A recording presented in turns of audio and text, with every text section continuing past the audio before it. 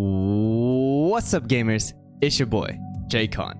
With us firmly in the offseason and roster mania upon us, I thought it'd be fun to talk about some of the changes that have happened so far. I'm going to primarily focus on what has been confirmed so far because with the rumors of what's happening right now, everything is crazy. Shout out to Americas for financial instability.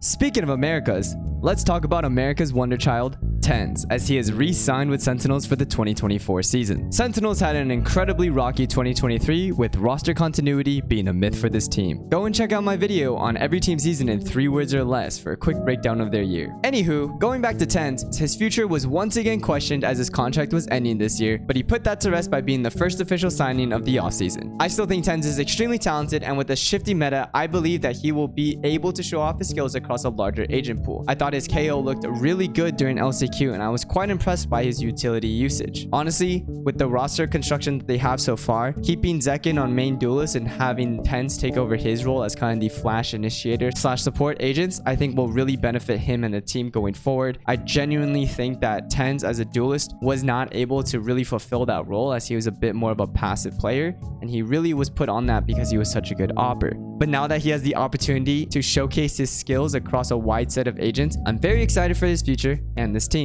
Continuing on with this team, another signing that was just announced today was the signing of Gen.G as their new IGL. Gen.G was previously the IGL for M80 in this past year, and he looked really good on the role. He has definitely improved as an IGL throughout the year, and I think he'll be ready to lead the Sentinel squad into the future. With Sentinels finalizing the roster so early in the offseason, I'm really excited for them as they will have a lot of time to gel and build chemistry with one another, something that they were not able to do in 2023. I think with John being added, I think he will most likely take over the Sentinel role, and they probably will be returning Pankata back to his original controller role. Overall, I think that this roster construction is really smart, and I think all of their players are extremely talented. I definitely saw flashes of greatness in them in the past year, and I'm really hopeful for their future coming into this next year because I think they will be one of the heavy hitters, especially being a roster and an organization that does not seem to be caught up in all the chaos right now.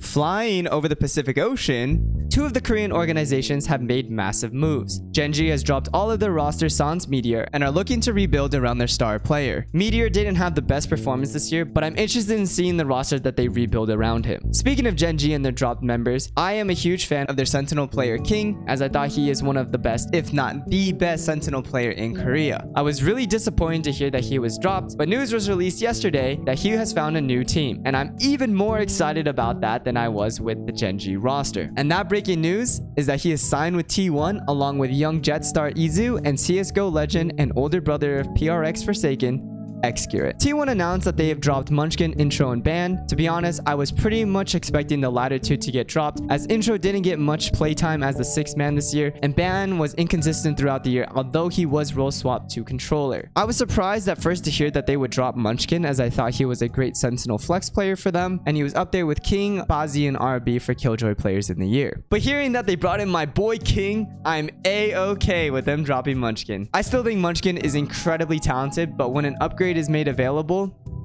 you kind of hop on that, and T1 definitely did. I'm particularly interested in seeing Xcurate return to pro play, as it has been a little while since he competed in CSGO. He was one of the legendary members of Tyloo that competed in many international events and majors. He was an opera in CS and primarily plays Sentinels in Valorant, so I am interested in seeing what the comps will be like coming from this roster and who will play what. Zeta, Carpe, and Saya remain from the 2023 season, and I think these players are all flexible enough to accommodate for their new pickups. To be honest, I'm not really sure what their team comps for the roster will come out to be. Izu and Saya both can play duelists and might run double duelists on certain maps. Zeta is a very flexible player that has picked up Viper over the year. Carpe was their main initiator throughout 2023, and King and Xcurate both play Sentinel roles, so I'm kind of a bit confused on who will play what, but nonetheless, I still think all these players are extremely talented, and I'm very excited for this project that they've put together, and I will be rooting for T1 throughout the next year. Overall, with these confirmed signings so far, I am very interested in both of these projects and will be watching with great interest in the coming year.